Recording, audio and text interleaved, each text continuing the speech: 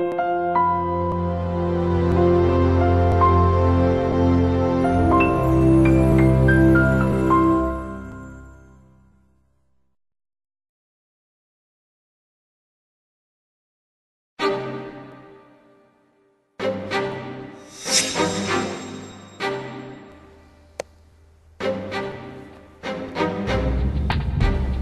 اكيد كرهت الخضوع والاستسلام وقررت ما تبقى ساكت وخانق.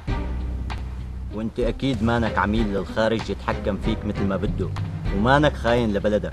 بس انت محتاج. الجوعان والبردان ما بيقدر يبني وما بيقدر يواجه لانه محتاج.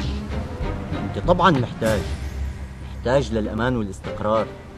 كيف بدك تعمل اي شيء اذا مانك مأمن على حالك؟ كيف؟ حرية. انت بدك حرية وبس. امان وبس.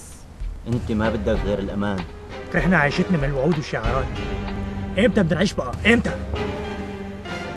نحن ما منبيع بلدنا وما بتغرينا هيك شعارات.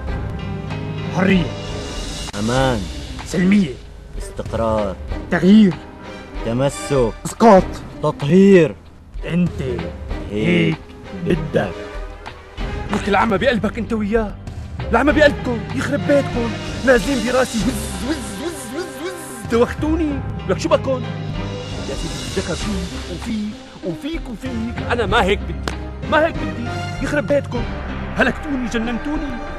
نازلين ناكد بعض، مو شايفين العالم شو عم يصير فيهم؟ اسمعوا لا منك لإله. انتوا الاثنين لازم الواحد يوقفكم عند حدكم قبل ما تلاقوكم واحد تاني مثل حكايتي وتجننوه.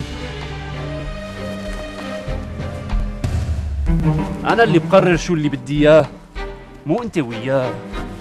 لسه كل واحد فيكم نازل لي وعم يحكي باسم الناس، ومشان شو؟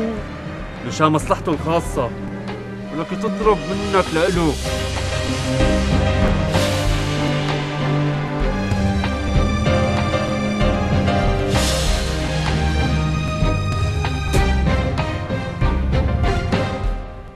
شفت؟ قلت لك بدي حرية وبس. سمعت؟